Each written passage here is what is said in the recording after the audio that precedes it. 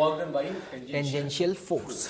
ठीक है, तो सबसे पहले तो चर्चा कर लेते हैं कि टेंजेंशियल फोर्स का मतलब क्या है। टेंजेंशियल फोर्स का मतलब है कि एक ऐसा फोर्स जो कि हमेशा सरफेस के अलोंग लग रहा है, जिस पर पार्टिकल मूव कर रहा है। मतलब मैं ये कह सकता हूं जैसे कि फॉर एग्जांपल ये कोई ब्लॉक है जी, और ये इसका पाथ है जी, तो इस पे मैं फोर्स इस तरीके से लगाऊं कि वो फोर्स हमेशा सरफेस के पैरेलल हो या फिर एंटी पैरेलल हो। ओके, मतलब अगर इस सरफेस पर टेंजेंट इधर होती, हाँ, तो ये फोर्स इसके पैरेलल हो गया, इसके पैरेलल हो गया, या तो पैरेलल हो सकता है, दो पॉसिबिलिटी हो सकती है, या फिर उसके एंटी पैरेलल हो सकता है। मतलब ये श्योर है कि ये फोर्स की डायरेक्शन इस सवाल में तो बदल रही है। हाँ, फोर्स की डायरेक्शन बदल रही है। तो एक बात बताओ कि अगर फोर्स की डायरेक्शन बदल रही है तो वो कांस्टेंट फोर्स तो नहीं हुआ। बिल्कुल सही। ठीक है, तो अभी हम बात करने जा रहे हैं टेंजेंशियल। जी, तो टेंजेंशियल का मतलब तो आपको समझ में आ गया कि जो हमेशा पाथ के अलोंग है। अब इसका वर्क कैलकुलेट करना है, तो ये फोर्स कांस्टेंट नहीं है, तो हम directly F vector dot displacement vector तो नहीं लिखेंगे। बिल्कुल ठीक है, ये लिख सकते हैं कि dw बराबर f डॉट ds। हाँ, फॉर ए स्मॉल डिस्प्लेसमेंट। अगर ये डिस्प्लेसमेंट बहुत स्मॉल है, हाँ, ठीक है, ds है, तो इसका छोटा सा वर्क डन हम लिख देंगे f डॉट ds, बस इतना इंटीग्रेशन। हाँ, और खास बात यह है कि for a small displacement force vector और डिस्प्लेसमेंट वेक्टर के बीच का जो एंगल है ना, वो कांस्टेंट रहेगा। वो कांस्टेंट रहेगा क्योंकि ये बहुत छोटा सा इंटरवल है। देखो यहां से पार्टिकल यहां गया, ठीक है, तो इतना सा चला आगे की तरफ, तो फोर्स भी आगे है, ये दोनों नीले नीले वेक्टर आगे हो गए, तो इस पर्टिकुलर केस में यहां पर थीटा हो गया जीरो। मतलब अगर फोर्स टेंजेंशियल है तो इतना तो तय है कि for a small displacement force और डिस्प्लेसमेंट वेक्टर के बीच का एंगल आइदर 0 या फिर 180। तो यहाँ पे 0 है, तो मैं इसी एक्सप्रेशन को directly F D S cos 0 लिख सकता हूं, जो कि मेरे लिए क्या बन जाएगा, एफ इंटू डी एस। तो यहाँ पे हम डी डब्ल्यू की वैल्यू लिख देंगे एफ इंटू डी एस। यहाँ एक बात आ गई सर, यहाँ एक अच्छी बात ये निकल के आई कि यहाँ पर जो ds था वो डिस्प्लेसमेंट था। बिल्कुल सही बात। और ये जो है ये इसका मैग्नीट्यूड है। मैग्नीट्यूड है, बिल्कुल छोटा सा एकदम, बहुत छोटा सा। तो इसका मतलब इसको क्या मैं बहुत छोटा सा डिस्टेंस बोल सकता हूँ। हाँ, सही बात है, बिल्कुल। अब हम आगे बढ़े जी। ये एक्सप्रेशन आप देख ही चुके हैं। अगर इस एक्सप्रेशन को आप इंटीग्रेट करेंगे तो आप यहाँ पे पहुंचेंगे। ठीक है, टेंजेंशियल की खास बात ये है कि एफ और डीएस के बीच का जो एंगल है वो चेंज नहीं हो रहा। अगर इस टेंजेंशियल फोर्स का मैग्नीट्यूड कांस्टेंट रहा, ओके, मतलब मैं यहाँ पे लिख देता हूँ if F is constant in magnitude, is constant in magnitude मतलब एक ऐसा टेंजेंशियल फोर्स लग रहा है जो अपना डायरेक्शन तो चेंज कर रहा है लेकिन अपने मैग्नीट्यूड को चेंज नहीं कर रहा है, तो उस केस में ये वाला जो टर्म है वो इंटीग्रेशन से बाहर आ जाएगा। अब बचेगा क्या, इंटीग्रल ऑफ डीएस। जैसा कि सर अभी आपने थोड़ी देर पहले जिक्र किया कि अगर स्मॉल स्मॉल डीएस को मैं जोड़ता चला जाऊं, तो टोटल पाथ लेंथ आ जाएगा। टोटल पाथ लेंथ जैसे यहां से यहां तक का डीएस, ये यहां से यहां तक का डीएस, ये बहुत छोटे छोटे टुकड़े, अगर मैं इन सबको जोड़ता चला जाऊंगा तो एक टोटल मुझे क्या मिल जाएगा, लेंथ ऑफ द पाथ मिल जाएगा। मतलब मैं आज के बाद ये बोल सकता हूं कि अगर आपको किसी भी टेंजेंशियल फोर्स का वर्क कैलकुलेट करना है और वो किसी भी पाथ पे मूव कर रहा है तो उस पाथ को पहले खींच के स्ट्रेट कर दो, पाथ लेंथ निकाल लो, सीधे पाथ लेंथ निकाल लो। बिल्कुल, बस पाथ लेंथ पता है तो आप वहां पे वर्क डन टेंजेंशियल फोर्स का कैलकुलेट कर पाएंगे। ये इंपॉर्टेंट है। एफ इंटू एस में S is not the displacement, S is the distance, या हम कह सकते हैं the length of the path. ठीक है, ये एक्सप्रेशन आप तभी यूज करें जब उस टेंजेंशियल फोर्स का मैग्नीट्यूड कांस्टेंट हो। कांस्टेंट हो, ये बात बिल्कुल सही नहीं बताई, सब जगह मत लगा देना। बिल्कुल सही। और थीटा जीरो, अगर थीटा 180 हो गया, हाँ, तो फिर यहाँ पे माइनस साइन आ जाएगा बाय डेफिनेशन, cos 180 फिर यहाँ माइनस आ जाएगा। आप ऐसे समझो, एग्जांपल के तौर पे एक छोटा सा बच्चे सोच रहे होंगे सर इसमें कैसे ये दोनों थीटा पॉजिटिव नेगेटिव होगा। सपोज ये सिंपल सा रफ सरफेस है, मैंने आगे फोर्स F लगाया कांस्टेंट का और मैं ऐसे ब्लॉक को फिसला रहा हूं, हाँ, तो इस F के लिए तो मैं बोल सकता हूं कि आगे डिस्प्लेसमेंट आगे फोर्स। बिल्कुल सही। लेकिन अगर मैं फ्रिक्शन के बारे में बात करूंगा, हाँ, तो डिस्प्लेसमेंट आगे, तो इसका मतलब ये जो फ्रिक्शन लग रहा होगा, लग तो टेंजेंट डायरेक्शन में रहा है, तो उस केस में आप इस फ्रिक्शन का वर्क डन लिख दोगे फ्रिक्शन के फोर्स का magnitude into length of the path, और माइनस और लगाना मत भूलना क्योंकि एंगल 180 है। बिल्कुल सही बात बोली आपने, ठीक है। और मैं फिर से बता देता हूं, ये एक्सप्रेशन में एफ बाहर आया इंटीग्रल साइन से निकल के, क्योंकि उसका मैग्नीट्यूड कांस्टेंट था। अगर मैग्नीट्यूड कांस्टेंट नहीं होता तो आपको इसी एक्सप्रेशन को इंटीग्रेट करना पड़ता, ठीक है। क्वेश्चन देखते हैं। हाँ बिल्कुल सर, चलिए जैसे सिचुएशन बता देता हूं क्या है। एक ब्लॉक है, एक हॉरिजॉन्टल प्लेन, और एक ब्लॉक उस हॉरिजॉन्टल प्लेन पर इस तरीके से सर्कल में घूम रहा है, ठीक है। और वो सरफेस ना रफ है। तो आपसे यहाँ पे पूछा जा रहा है block move in a circle of radius R on a rough horizontal surface, find the work done by friction force. तो सबसे पहले सवाल तो ये, एक बात बताओ, इस केस में अगर आप फ्रिक्शन फोर्स को देखो तो उसका नेचर क्या है, स्टैटिक या काइनेटिक? फिसल रहा है तो काइनेटिक। काइनेटिक होगा, मतलब ऐसे ही हो रहा है ना सर, ये हाथ है सपोज और ये पेन है, हाँ ऐसे हो रहा है बिल्कुल। तो यहां पर आपको एक बात देख करके समझ में आ रही होगी, अगर काइनेटिक फ्रिक्शन लग रहा है तो हर एक इंस्टेंट पे काइनेटिक फ्रिक्शन पाथ के टेंजेंशियल लग रहा होगा, बिल्कुल, और वेलोसिटी वेक्टर के अपोजिट होगा, अपोजिट लग रहा होगा। तो मैं यहाँ पर तो बिल्कुल सर फ्रिक्शन लगता है। तो हम यहाँ पे ये बोल सकते हैं, अगर इस इंस्टेंट पे इसकी वेलोसिटी इधर होगी तो फ्रिक्शन फोर्स पीछे लग रहा होगा, और उसकी वैल्यू होगी म्यू इनटू एन। ये टॉप व्यू कहते हैं सर इसको। हाँ ये टॉप व्यू है, बिल्कुल है ना, नीचे एफजी लग रहा होगा, बाहर नॉर्मल। हाँ तो यहाँ पे आप देख करके एक बात समझ पा रहे होंगे कि अगर ब्लॉक हॉरिजॉन्टल प्लेन पे रखा हुआ है तो सर नॉर्मल फोर्स mg के बराबर होगा।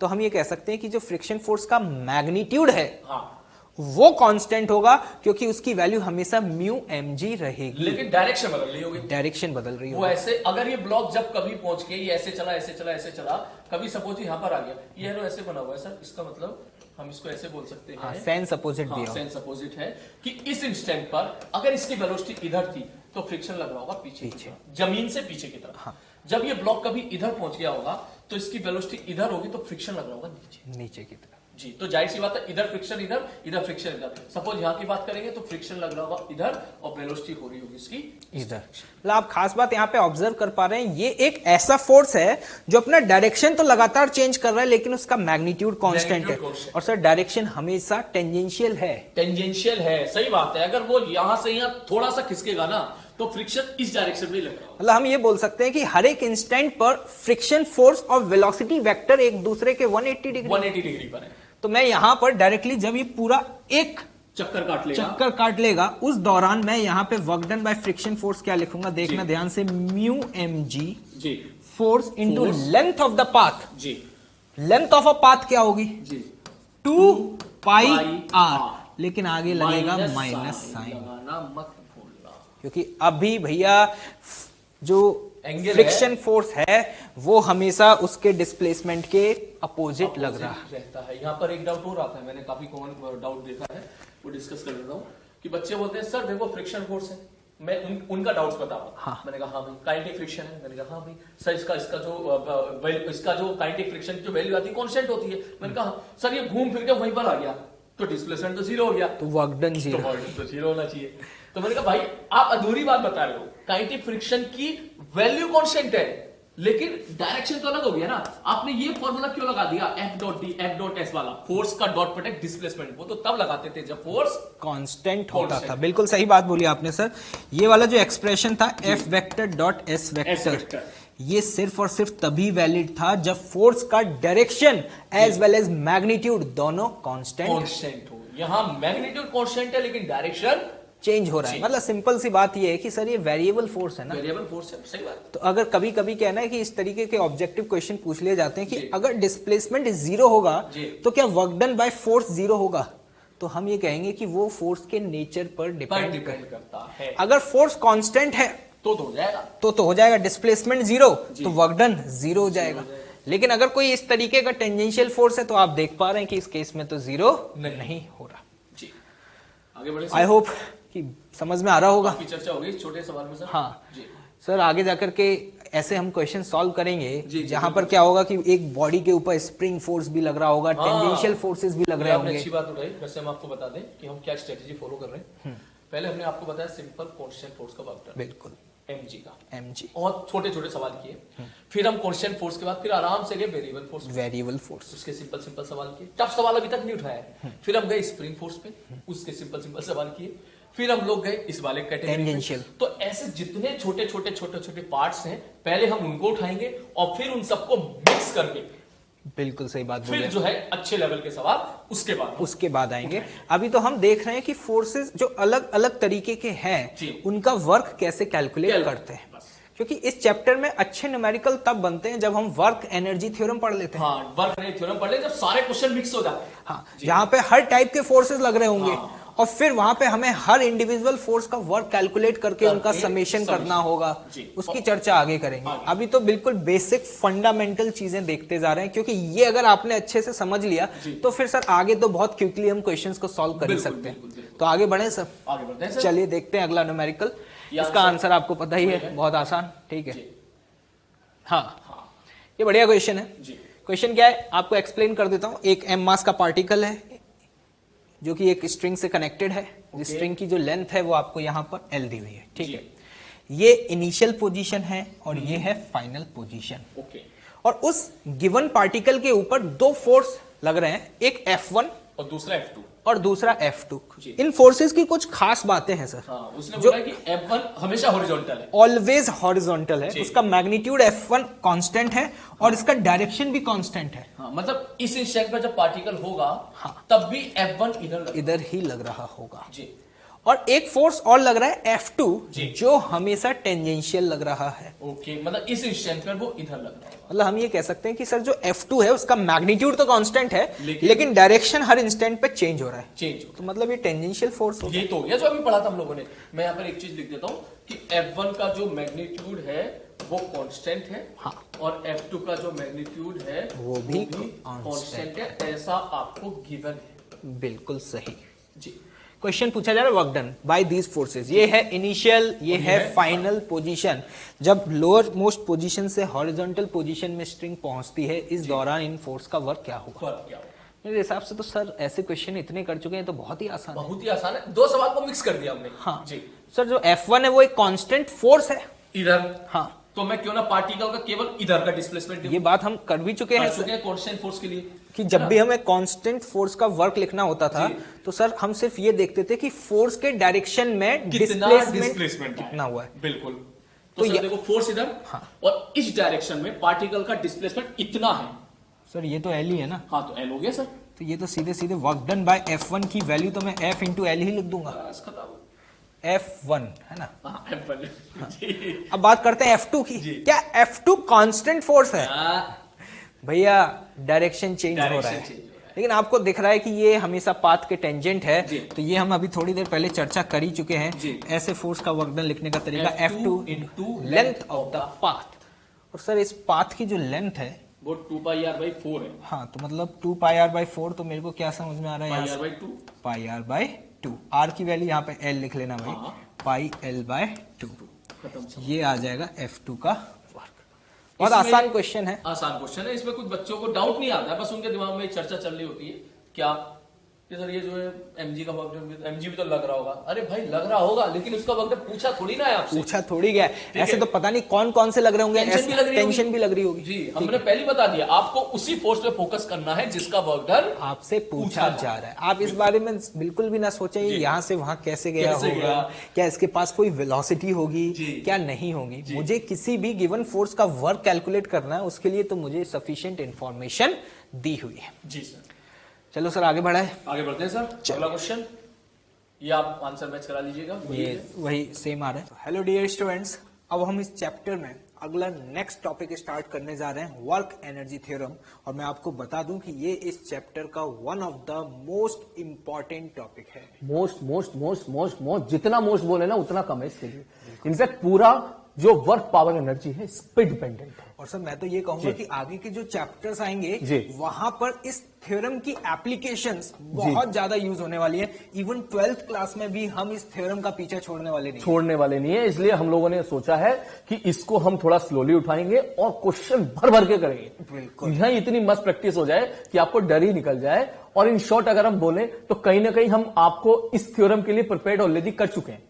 बिल्कुल सही बात। और मैं तो ये कहूंगा कि सर अगर इस थ्योरम पर स्टूडेंट्स अच्छे से सभी न्यूमेरिकल सॉल्व कर लें तो ये चैप्टर पूरा कंप्लीट हो जाता है एक तरह से। हाँ, क्योंकि लगभग 80% क्वेश्चन तो इसी थ्योरम पर से ही आते हैं और वो लास्ट तक यही थ्योरम चलती है सर।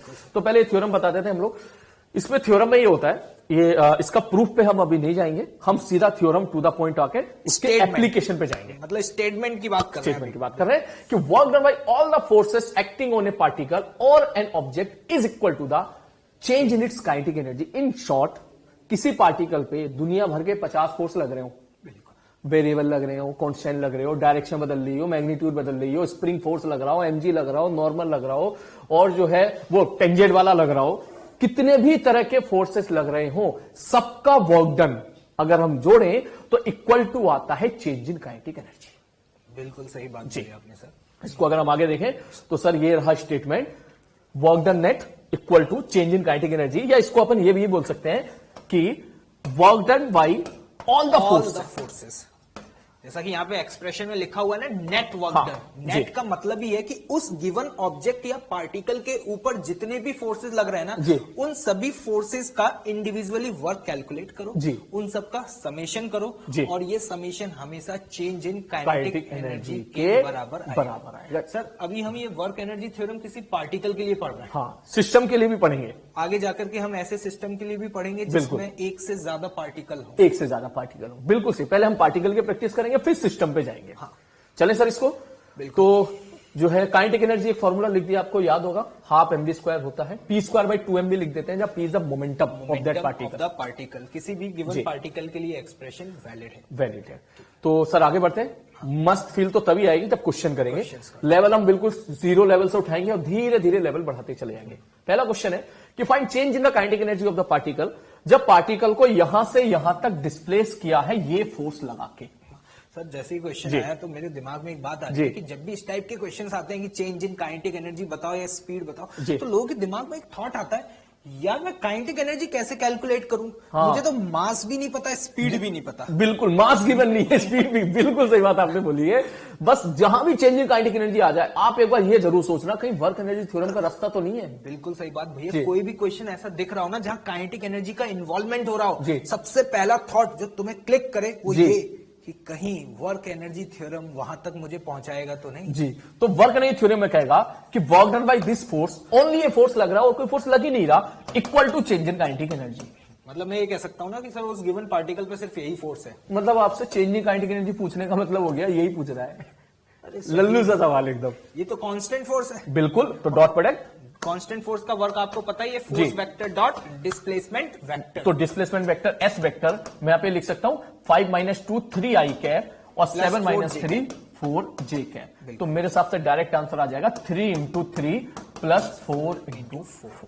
और यही किसके बराबर हो जाएगा? चेंज इन काइनेटिक एनर्जी के। जैसा सर ने बोला, यहां पर मास गिवन नहीं है, फिर भी आंसर आ गया। मतलब डी ऑप्शन एक ये भी बना के दे सकता है यहां पर कि फाइंड आउट नहीं कर सकते, data insufficient because mass is not given. Mass is not given. और मैं तो गारंटी से कह रहा हूं कि 90% स्टूडेंट पहले वही टिक करेंगे। यार दिया ही नहीं है तो कैसे? दिया ही नहीं है तो काइनेटिक एनर्जी कैसे निकालना है? चलिए सर आगे और क्वेश्चन देखें। नेक्स्ट क्वेश्चन पे चलते हैं सर। हाँ, ये अच्छा क्वेश्चन है। 5 kg वॉल जी when falls through a height 20 meter. Situation बता दूं, एक बॉल है 5 kg का बेटा जी, ठीक है, उसे एक हाइट से फॉल किया गया, फॉल मतलब जस्ट ड्रॉप किया गया, तो मैं बोल सकता हूं इस इंस्टेंट उसका जो स्पीड है वो क्या है? 0। और जब ये बॉल यहां पहुंच जाती है कितना नीचे? जी 20 मीटर। ओके, एच की वैल्यू 20 दे दी है। हाँ जी। तो जब 20 मीटर नीचे पहुंची तो उस बॉल की स्पीड 10 मीटर पर सेकंड पाई गई जी। इस दौरान यहां पर एयर रेजिस्टेंस भी लग रहा था। हाँ, काइनेमेटिक्स में कंसीडर नहीं किया था एयर रेजिस्टेंस। हाँ जी। अब इस एयर रेजिस्टेंस का वर्क पूछा जा रहा है। सर जैसे ही क्वेश्चन आता है ना जी, तो मैं गारंटी से कह रहा हूं कि 80% स्टूडेंट्स ये सोचते हैं कि यार एयर रेजिस्टेंस का वर्क कैलकुलेट करना है तो पहले तो मुझे वो फोर्स पता तो तभी तो निकालूंगा मैं, है ना? मुझे वो एयर रेजिस्टेंस का फोर्स दिया हुआ नहीं है तो मैं वर्क कैसे कैलकुलेट करूं? तो मैं हमेशा कहूंगा वो याद करो टूल, वर्क एनर्जी थ्योरम से ऐसे फोर्सेस का वर्क डन भी निकाल सकते हो जिन फोर्सेस के बारे में हमको कुछ पता ही नहीं है कि उस फोर्स का एक्सप्रेशन कैसा है, वो फोर्स कांस्टेंट है, वेरिएबल है, क्या है, नहीं पता, फिर भी उसका वर्क हम कैलकुलेट करेंगे। सपोज सर यहाँ से इस सवाल को मैं देखूं, ड्रॉप किया है तो इनिशियल वेलोसिटी 0, और जब पार्टिकल में इसको h बोल दे रहा हूं, h की वैल्यू आपने 20 बोली थी, जब पार्टिकल यहां पहुंचा तो इसकी वेलोसिटी थी v। वैल्यू हम बाद में पुट कर देंगे। तो मैं यहां से यहां तक वर्क एनर्जी थ्योरम लगा रहा हूं। तो वर्क एनर्जी थ्योरम लगाने से पहले आप ये देखो उसमें फोर्सेस कौन कौन से लग रहे हैं, कौन कौन से लग रहे हैं, तभी तो वर्क डन निकालोगे ना। मैं तो कहूंगा सर हमेशा पहले एक्सप्रेशन लिखो, एक्सप्रेशन लिख लो, है ना। तो मैं ऐसा लिख दूं क्या, एक फोर्स लग रहा है ग्रेविटी, तो एक तो हो गया वर्क डन बाय ग्रेविटी। अब उसने बोला एयर रेजिस्टेंस, तो मैं एक लिख दूंगा भाई साहब एयर रेजिस्टेंस, और कोई फोर्स नहीं है, equal to change in kinetic energy. बिल्कुल सही बात जी।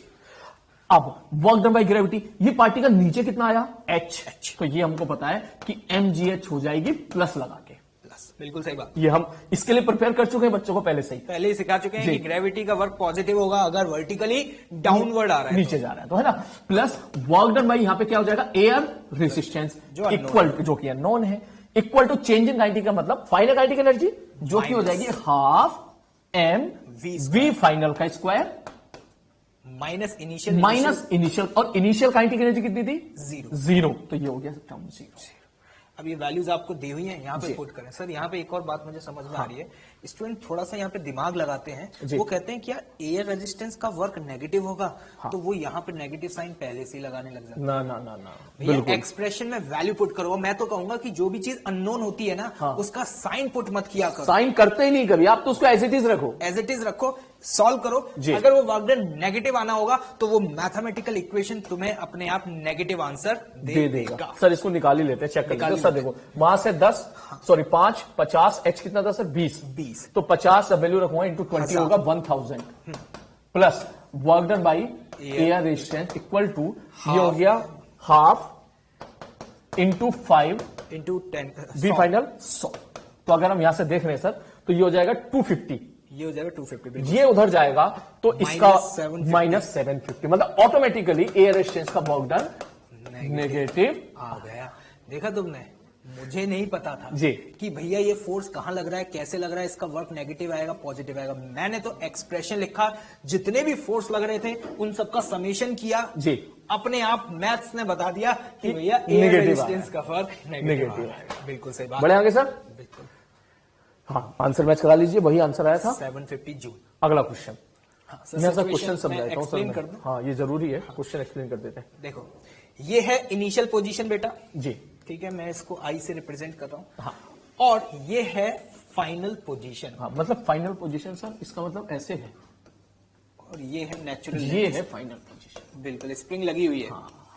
ऐसा नहीं है हाँ, कि भाई वो छोड़कर भाग गया उसको। हाँ, ये चीज इसलिए हम बता दे रहे हैं। और जो नीचे वाली सरफेस है ना जी, वो रफ, ये सरफेस रफ है, और इसका जो कोफिशिएंट ऑफ फ्रिक्शन है वो आपको म्यू दिया हुआ है जी। आप देख पा रहे हैं कि इनिशियली जो स्प्रिंग है वो एक कंप्रेस्ड है, कंप्रेस है, तो इधर फोर्स लगाएगा kx। हाँ, फोर्स लगा तो एक्सलेशन आ रहा है, जाहिर सी बात कुछ ना कुछ तो आएगा ही, और फिसल के वो पार्टिकल पहुंच गया यहां तक। तो इस पॉइंट पे जब वो पहुंचा, तो इस दौरान हमसे इस क्वेश्चन में पूछा जा रहा है वेलोसिटी, मतलब speed of the block. Question समझ में आ गया। इनिशियल, ये फाइनल पोजीशन, और जो स्प्रिंग है ये स्प्रिंग इस ब्लॉक से कनेक्टेड है, अटैच्ड नहीं है। हाँ, उससे एक जगह चिपका हुआ है, आप ये समझ, मतलब ये कह देंगे टाइट है एकदम। हाँ, ठीक है जी। तो स्टार्ट किया जाए। तो सर लगना तो वर्क एनर्जी थ्योरम ही है। अगर मैं इसको देखूं भाई कौन कौन से फोर्स लग रहे होंगे, आप बोलोगे एक लगेगा mg, एक लगेगा नॉर्मल, एक लगेगा स्प्रिंग फोर्स, एक लगेगा फ्रिक्शन फोर्स। तो मैं इंडिविजुअली सारा ही लिख देता हूं कि एक लगेगा ग्रेविटी, एक लगेगा नॉर्मल, एक लगेगा स्प्रिंग फोर्स, और एक लगेगा friction equal to change in kinetic energy. ये सर जो एक्सप्रेशन लिखा ना, मैं स्टूडेंट्स को कहूंगा कि हमेशा पहले ये एक्सप्रेशन लिखें, गलती नहीं होगी। हाँ, अगर ऐसे आप नहीं लिखेंगे ना, तो आगे जाकर के मैं गारंटी ले रहा हूं कि आप एक आध फोर्स के वर्क डन को मिस कर जाओगे, कहीं ना कहीं गलती हो जाएगी।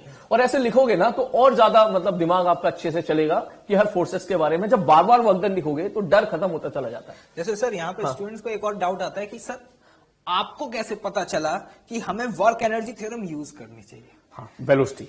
तो हमेशा जब भी काइनेटिक एनर्जी, वेलोसिटी या किसी भी गिवन फोर्स के वर्क डन का जिक्र किया जाए ना, तो मैं बार बार एक ही बात रिपीट कर रहा हूं कि सबसे पहले सोचना ही ये है कि क्या इस इक्वेशन से मुझे कोई मदद मिल सकती है, क्योंकि मुझे लगता है कि फिजिक्स में इससे आसान इक्वेशन कुछ हो ही नहीं सकती। जी, शुरू करें।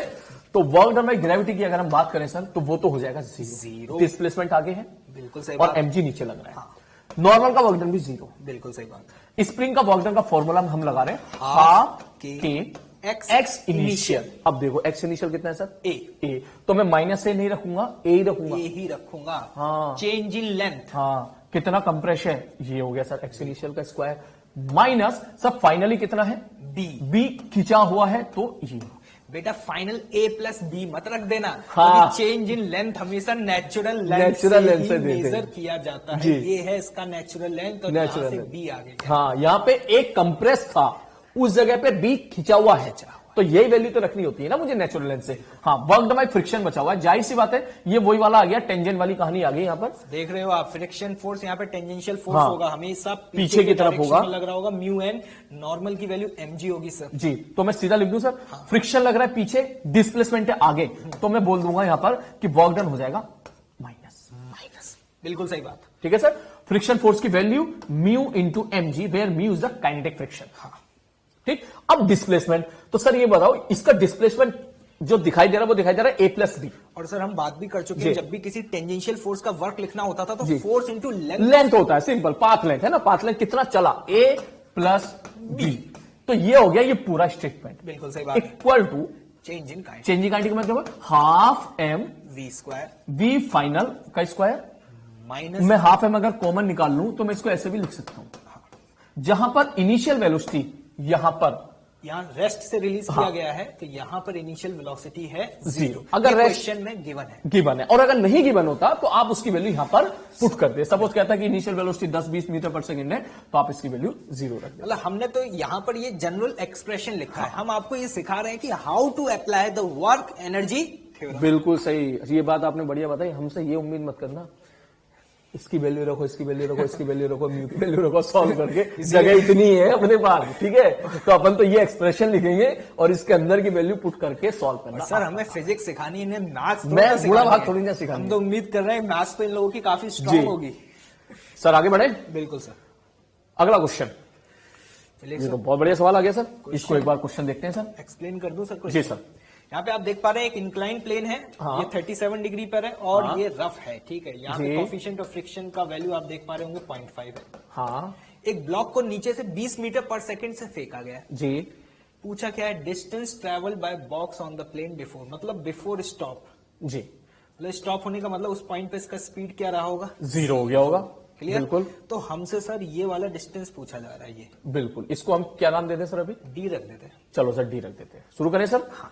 चलो, तो वैसे तो आप इस क्वेश्चन को काइनेमेटिक्स से भी कर सकते हो। जब ये ब्लॉक उधर जा रहा था तो इसका एक्सीलरेशन पीछे की तरफ हो जाएगा जी sine theta plus mu G cos theta. Mu G cos theta. तो फिर क्योंकि एक्सीलरेशन कांस्टेंट आ गया है तो वहां पर जो है आप फॉर्मूला लगा दोगे v स्क्वायर बराबर यू स्क्वायर प्लस 2as लगाएंगे तो आंसर आ जाएगा। लेकिन यह हमारा मोटिव है आपको वर्क एनर्जी थ्योरम को अप्लाई करना सिखाना। और सर आपने यहाँ पे जैसी बात बदली काइनेमेटिक्स की, तो मैं आपको बताना चाहूंगा ऐसे बहुत सारे क्वेश्चंस जहां पर एक्सेलरेशन कांस्टेंट आ जाता है, उन्हें आप आइदर वर्क एनर्जी थ्योरम से भी सॉल्व कर सकते हैं और उन क्वेश्चंस को आप काइनेमेटिक्स की equation of motion, generally third equation of motion की हेल्प से भी सॉल्व कर सकते हैं। लेकिन हम वर्क एनर्जी थ्योरम ज्यादा प्रेफर करते हैं क्योंकि वहां पे ऐसा कोई कंस्ट्रेंट नहीं है। कंस्ट्रेंट नहीं है, कुछ सवाल में कुछ गेम खेल दिया तो कोई दिक्कत नहीं आती, क्योंकि इक्वेशन ऑफ मोशन के साथ कंस्ट्रेंट है। हाँ, एक्सेलरेशन कांस्टेंट होना चाहिए। हाँ बिल्कुल सही बात, वो तभी वैलिड होगा। लेकिन वर्क एनर्जी थ्योरम तो आप कभी भी लगाओ, चाहे एक्सेलरेशन कांस्टेंट हो चाहे वेरिएबल। जैसे ये सवाल था, यहाँ पे अलग अलग जगह पर एक्सेलरेशन अलग अलग होगा, अलग अलग होगा, बिल्कुल सही बात, क्योंकि फोर्स अलग अलग लग रहे हैं, स्प्रिंग फोर्स बदल रहा है लगातार। और चलो ठीक है, काइनेटिक फ्रिक्शन कांस्टेंट मान भी ले थोड़ी देर के लिए, तो जब अलग अलग जगह पे स्प्रिंग फोर्स अलग है तो एक्सेलरेशन बदल गए। तो आप अब इस पर्टिकुलर क्वेश्चन को इक्वेशन ऑफ मोशन से सॉल्व नहीं कर लगा, बिल्कुल सही बात है, वहां से नहीं होगा सर। तो इसलिए मैं हमेशा प्रेफर करता हूं कि कुछ स्टूडेंट्स कहते हैं सर मेरे पास एक और तरीका है। मैंने कहा कौन सा? सर मैं इस क्वेश्चन को ना थर्ड इक्वेशन ऑफ मोशन लगा करके सॉल्व कर सकता हूं। मैंने कहा वो इसी का ऑल्टरनेटिव है वर्क एनर्जी थ्योरम। तो सर शुरू करें हम। सारे फोर्सेस का वर्क डन लिखना है का मतलब मन ही मन में आप एक बार ये जरूर देख लीजिएगा कि अगर इसकी एफबीडी बनाते हो तो एफबीडी में कौन कौन से फोर्स दिखाते हैं। दिखा। हाँ, इस हाइट को सर मैं थोड़ी देर के लिए एच बोल दूं, मैथमेटिकल वैल्यू हम इसकी बात रखते हैं। हाँ बिल्कुल सही बात है ना सर। तो मुझे अगर इसकी एफबीडी बनाता तो एक तो मुझे दिखती ग्रेविटी दिखाता मैं, नॉर्मल भी दिखाता मैं, बिल्कुल सही बात, और फिसल रहा है फ्रिक्शन है तो फ्रिक्शन भी दिखाता मैं। और कोई फोर्स सर अगर बचा रह गया तो मुझे तो नहीं दिख रहा, नहीं दिख रहा है ना, तीन ही फोर्स है। तो work done by all the force equal to change in kinetic energy. बिल्कुल सही बात जी। अब हम शुरू करते हैं सर। ग्रेविटी का वर्क डन हम निकालना इनको सिखा चुके हैं। mg लगता है नीचे, पार्टिकल ऊपर h गया है तो वर्क डन बाय ग्रेविटी हो जाएगा sir minus M G H. Minus अभी mg। ऊपर गया है, फोर्स नीचे है भैया, माइनस लगाना मत माइनस भूलना। लगाना मत भूलना। Work done by normal zero, बिल्कुल सही बात। क्योंकि नॉर्मल हमेशा डिस्प्लेसमेंट के परपेंडिकुलर है। बचा फ्रिक्शन, फ्रिक्शन लगेगा पीछे की तरफ और डिस्प्लेसमेंट है उधर, तो माइनस साइन आ जाएगा। बिल्कुल सही बात। और फ्रिक्शन का यहां पर मैग्नीट्यूड कितना हो जाएगा, mu M G cos theta, क्योंकि जो नॉर्मल की वैल्यू है जी। वो एम जी कॉस थीटा के बराबर है। और यहां पर म्यू के होगा, अगर म्यू एस और म्यू के में गेम खेलता है तो बिल्कुल सही ठीक है सर। लेकिन ये फोर्स आया है, हाँ, ये सही बात बोली आपने। मैंने देखा है कि मोस्ट ऑफ द स्टूडेंट क्या करते हैं कि जब वर्क डन बाय फ्रिक्शन लिख रहे होते हैं तो म्यू के एमजी कॉस थीटा लिख के छोड़ देते हैं। जी जी जी बेटा वर्क डन लिखना है, वर्क डन लिखना है। डिस्प्लेसमेंट कौन लिखेगा? जी। तो इसको मैं किससे मल्टीप्लाई कर दूं सर, अभी डी से बराबर change in kinetic energy equal to final kinetic energy zero, हाँ, initial kinetic energy half M B का होल स्क्वायर। होल स्क्वायर, बिल्कुल सही बात। अगर ध्यान से देखें तो मास की वैल्यू वैसे यहां पे कैंसिल आउट भी हो जाती है। और इसके बाद अब आपको बस एक टर्म जो फंसा हुआ है वो है एच, वो यहाँ ज्योमेट्री से दिख रहा है, ज्योमेट्री से कि डी साइन 37 इक्वल टू हो जाएगा एच। हाँ, सवाल खत्म। वैल्यू पुट कीजिए, सॉल्व करके आंसर निकालिए। इक्वेशन ऑफ काइनेमेटिक्स भी सॉल्व, वहां से भी सॉल्व करके दोनों आंसर को आप वेरीफाई जरूर कीजिएगा। बिल्कुल, यहाँ से वैल्यू पुट करके आप सॉल्व तो कर ही सकते हैं। बिल्कुल सर।